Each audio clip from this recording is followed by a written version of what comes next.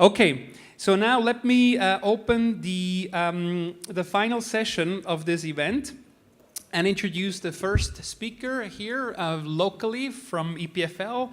Volkan Cevher received his BS degree in electrical engineering from Volkan University in '99. Then he got his PhD in electrical and computer engineering from Georgia Institute of Technology 2005. He held multiple research scientist positions in various places, particularly in the US, University of Maryland, Rice University. He, don't get fooled by his website, which still says he's an assistant professor. He's an associate professor, so tenure at EPFL. And you very often hear that EPFL is quite good at getting ERC grants. So Volkan is one of our great examples who just recently got his second ERC grant. So without further ado, thanks for being here. Thank you, Marcel, for having me. This is a great opportunity to be here. I hope you had enough coffee. So I'm maybe preaching to the choir here when I say we're generating data at unprecedented rates. There is potentially huge societal and technological benefits, and we're seeing this, how it's transforming the industry with personal assistance, self-driving cars, recommendations, and how it's changing the sciences with drug designs and so on and so forth. In this particular setting, I'm going to argue that sensors have a lot to do with the so-called big data, as they are basically responsible for more than 60% of the existing data. And interestingly, they used to be the bottleneck. That is, we could not, for example, take tens of pictures in a minute and just Instagram them out. It would take us 5 hours to get an MRI image. And if you didn't have cancer before, afterwards, you might probably have it. We used to have neuronal sensors, probes that look really freaking scary and huge. And that's how things worked. But thanks to the advances in digital technology, the form factors improved, the speed and the power efficiency became significantly better. And now for the cheap price of 45,000 francs, you can have this Zeiss Swiss camera with 160 megapixels resolution.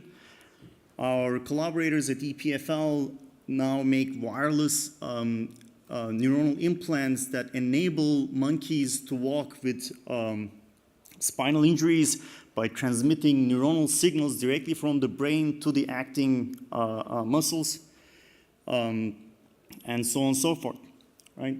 And you see a fundamental shift in terms of the bottlenecks, the information bottlenecks. It used to be the sensors, and now we can capture faster data, transmit more data, and so on and so forth. And now processing, communication, storage in the data processing pipeline are becoming the bottleneck, the information bottleneck. So in this setting, I would like to highlight a key tool called compression. So who has not heard of compression here? Right? For the sake of removing some of these bottlenecks, compression is really, really important. And what I want to do is give a familiar example. I realized that lately I stopped using my nice Canon digital camera and just started using my digital phone. The battery life is good enough that it lasts me the whole day. I'll charge it overnight and things are fine. And I take a photo of my son Atakan out there, and the picture looks great. Right? So in terms of the power requirements, the phones are at a point where things are good. Right? And then you realize that when you take, for example, a 12 megapixel image, and each pixel is encoded 3 colors, 8 bits per color, the file size is about 36 megabytes. And if you think about it, if you look at the storage available on your cell phone, all of a sudden the lifting becomes a bit heavy, right? You could, if you take the basic version, you could just fit like 1,000 images, and I'm not even talking about video or any other apps. And this is just hard. But when you actually look at the file, you'll see that it's not 36 megabytes, it's instead just 1.4 megabytes. And this is basically due to compression. And when you look at it on your computer screen or you go to print this out, it just looks great and you can't really distinguish it. And in fact, if you wanted to further transmit this to, maybe your WhatsApp buddies or some other people, like your parents, for example, you can further compress, which is perfect, right? So this is a setting where I'd like to say that compression really helps because the power is not a bottleneck, and it works at a good quality. It approximates the information. There's very little visual loss of information, so that things are great. So here, what I would like to do is just tell you a bit about the basics to kind of open the Pandora's box later on. Right? The way the compression works, I'm going to oversimplify it for those of you who know compression very well. So let's say we have this particular image. Some of you may recognize this particular image. So let's say we have p pixels, which could be 12 megapixels or something else. So think about this as just like p numbers that we want to make small, right? What do we do? So if you use JPEG 2000, what you do is basically apply a linear transform with the wavelets. So here I'm just showing the Haar wavelets. The magic about this transformation is somehow it makes the coefficients concentrate. So when you look at the solar impulse image, in the pixel domain, none of the pixels may have zero value. But once you apply this particular transform, the pixels are going to do something magical. The coefficients will become concentrated around certain areas, and then you're going to get more and more bluish in this transform domain, which corresponds to zero, right? And what you can do is basically keep those large coefficients and forget about the rest. You may ask, well, how do we come up with this magic transform? Well, you add decades and a lot of smart math and engineering people, and computer scientists, let's say.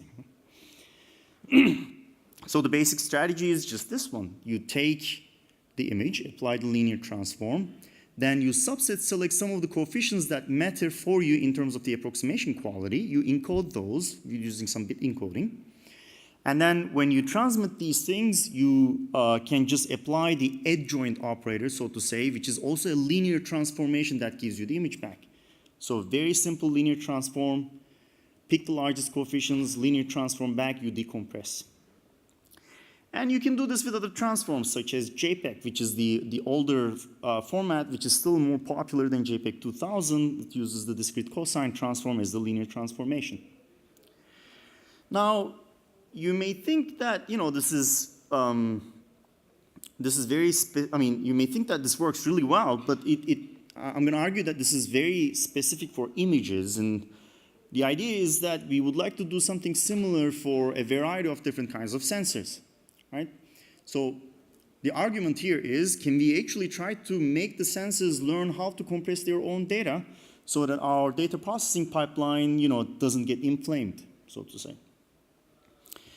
So here, I'll argue that this compression paradigm has certain caveats that become really important when you try to apply similar ideas to other modalities.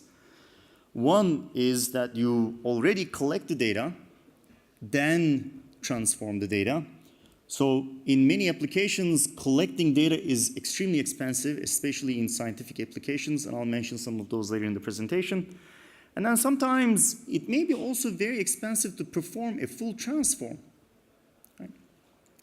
So the twist I will consider is that we're going to teach these sensors how to compress their data. And this compression will be such that, we're not going to transform signals. Well, maybe sometimes we will, or we're going to try not to sample the whole data. All right. There will be a bit of mathematical, so there will be a bit of math, I apologize. So just fasten your seatbelts. Hopefully, I hope to get the main ideas to you as much as I can. What I would like to tell you is that this kind of an idea is not new. Since 2006, there has been like a big wave of research called compressive sensing. Did anybody hear about compressive sensing? So some of you did. The idea behind compressive sensing is that if you have signals that are sparse or compressible, that has only a few coefficients that enable you to approximate them well, then what you can do is you can try to sample data which is commensurate with this level of information. So you try to obtain directly the compressed version, which kind of bypasses over collecting the full data. And the trade-off there is that you reduce your data sampling costs and you offload this difficult to computation. And the model is pretty simple, so I'm going to keep a generic model here. So suppose we have a true signal x natural. What we do is we apply a linear transform and take subsets, right?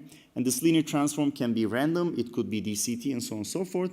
And the assumption is that this true signal is somewhat compressible or, S sparse, that has at most S non-zero coefficients approximating it well in some known basis psi. And then what you do is you run a decoding algorithm based on convex optimization. There are also other algorithms. What it does is it tries to find the sparsest solution agreeing with the solution, with the measurements. And it turns out that if the number of samples you take is, proportional to the sparsity of the vector times logarithm of the dimension, then you will get the true signal. Now, the issue with this paradigm, it really caught on fire in the sense that, if you look at the number of publications that published on this topic, there was like a huge explosion. And people, worked on these challenges over the last decade. And one of the challenges is that sometimes the computation can be really high, right? So in terms of the dimensionality reduction, the computation you need to do is proportional to square of the number of samples and 1 to the 5 power of the ambient dimension. So when you're talking about a 12 megapixel image, that's a lot of numbers. That's a lot of flops. And sometimes people did not like this oversampling factor. This was not bearable. And the key thing that is literally the Achilles heel in all of this developments is that there's this hidden need for transforms that sparsify the data. So you need to use training signals to come up with your magical linear transform that gives you this sparse approximation. Right?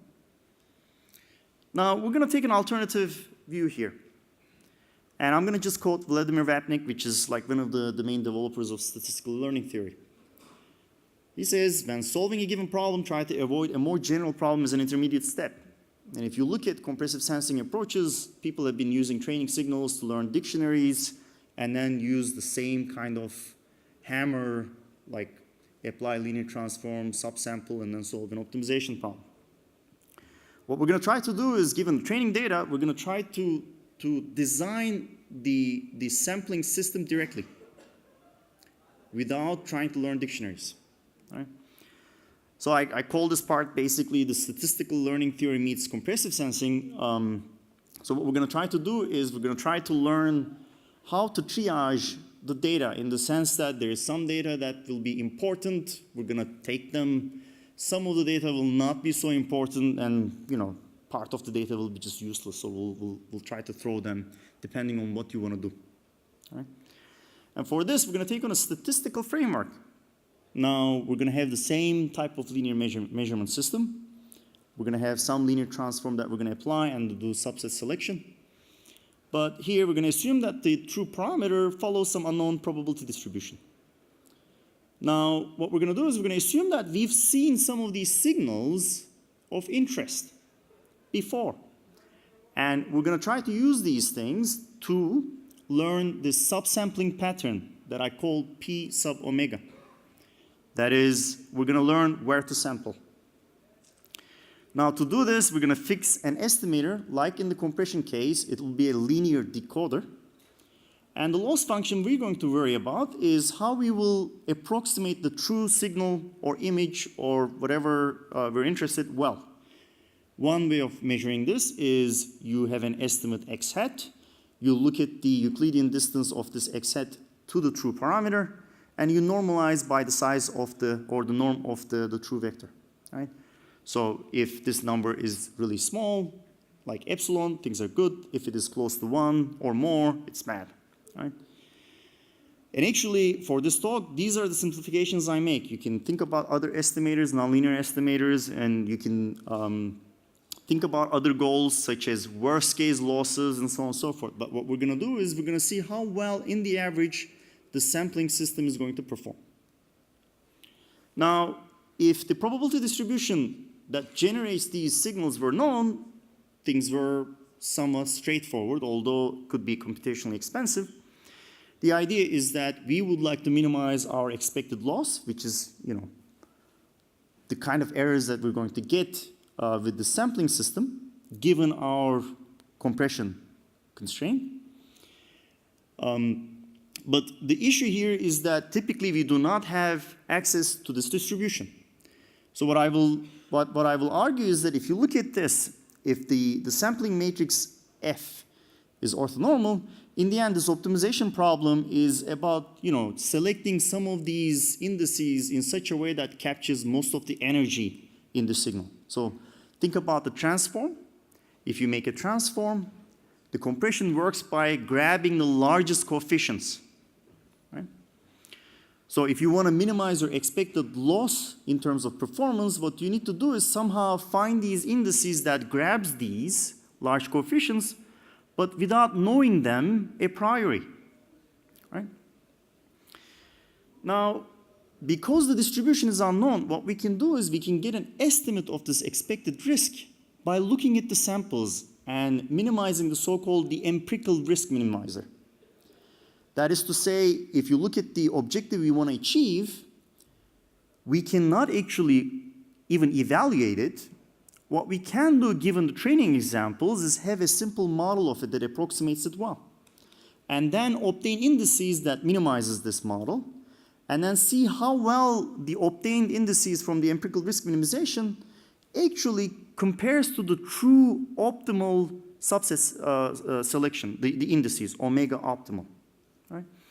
And what you can show is that if there existed an optimal subsampling index, let's say this achieves an error of epsilon p, the empirical risk minimizer can achieve an excess error, which is epsilon m. M is the number of training samples, and that we can make that arbitrarily small, given training samples. That is to say, if you wanted to figure out the optimal subset sampling pattern, which equates to finding the most important parts of the data, what you can do is, given training signals, you can set up an optimization problem, which is discrete in nature, and I can tell you the amount of training samples you must have so that in real life, when you apply this to the data that you have not seen, you're going to perform as if you're working with an oracle, like somebody clairvoyant that is telling you where you should have sampled, right? And from these equations, the key thing to see is that, interestingly enough, if you want to compress well within this oracle performance, all you need is n times log p training signals. Incidentally, this is about the number of training signals you would need for a dictionary. Now, the issue here is this subset selection is a combinatorial optimization problem.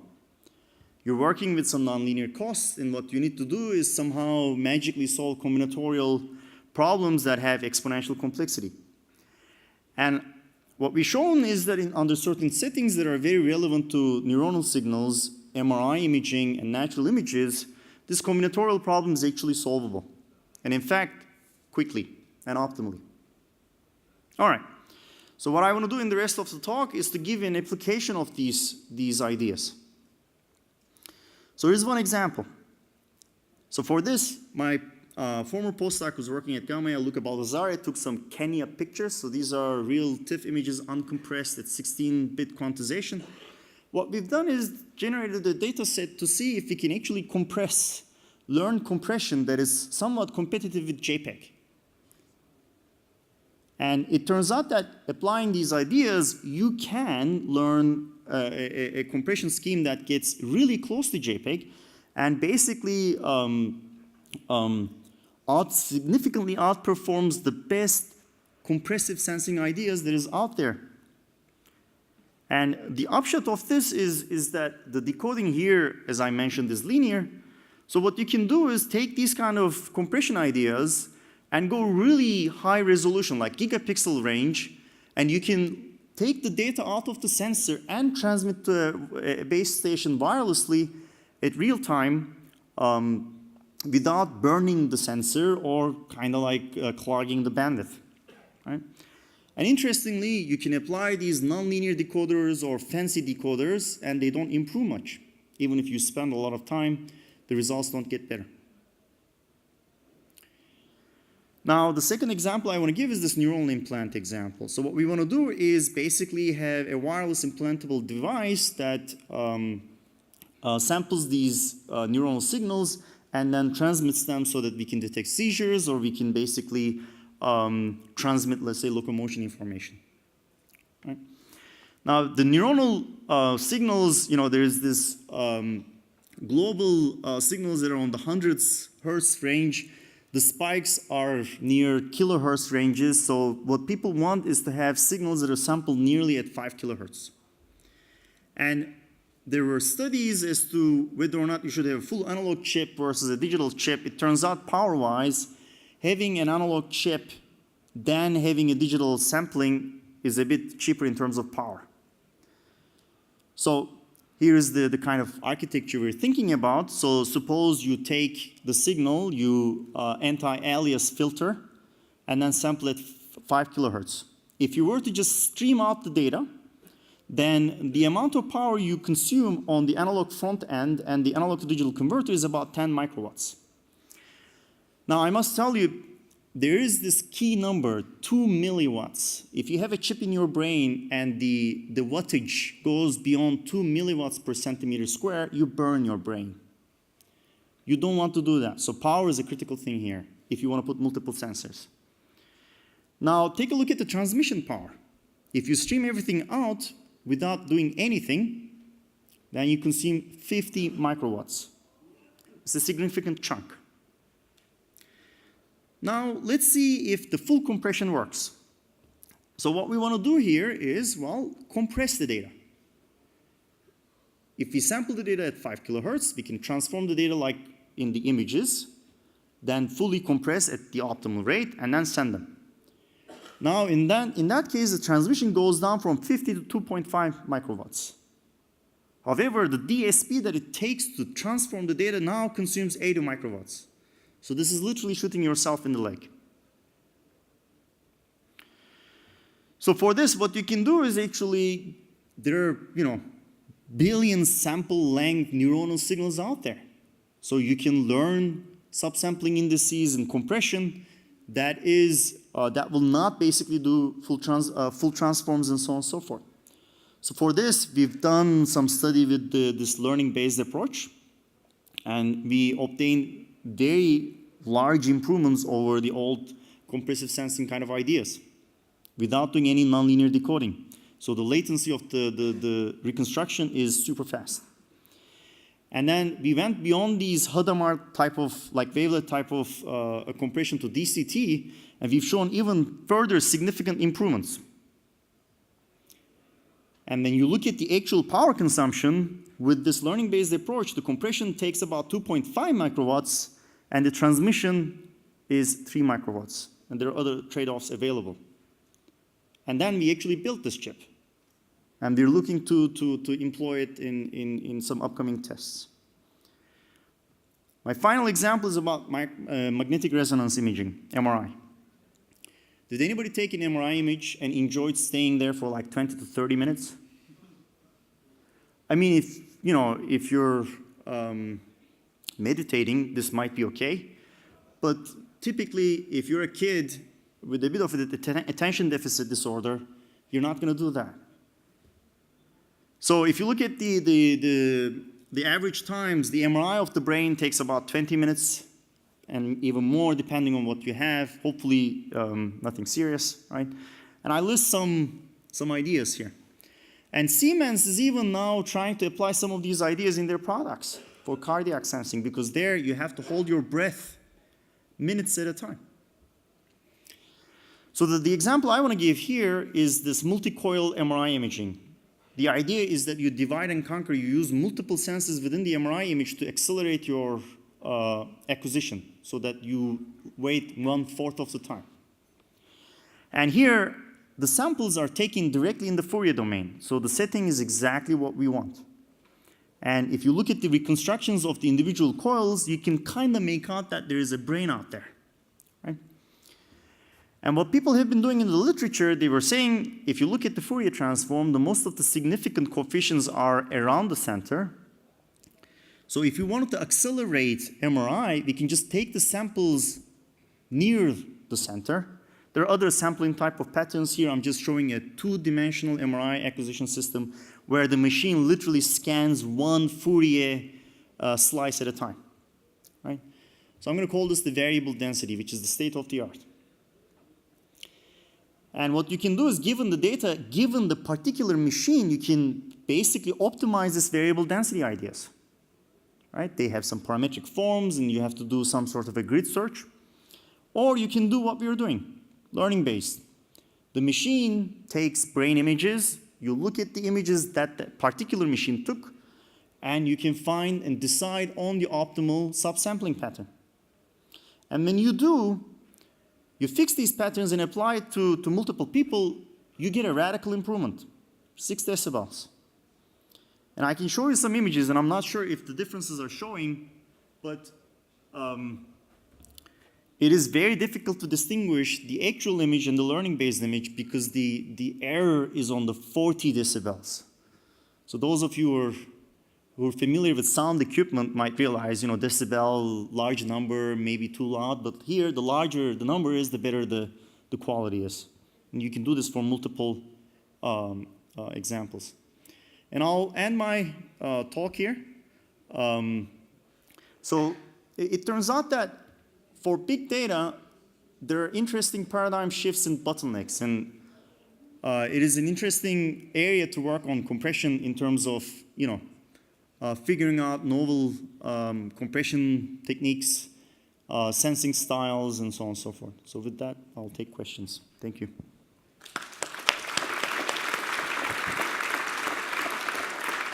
Great, thanks very much.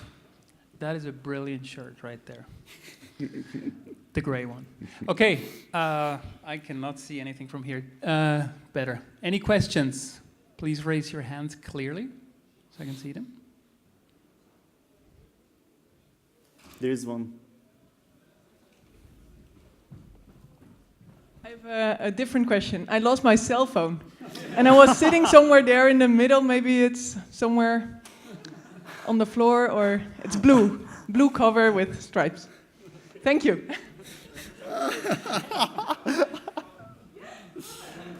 Perfect. Wisdom of the crowd. And on that bombshell. Any question Volkan could answer? No? Okay. If not, thanks again, Volkan. No problem.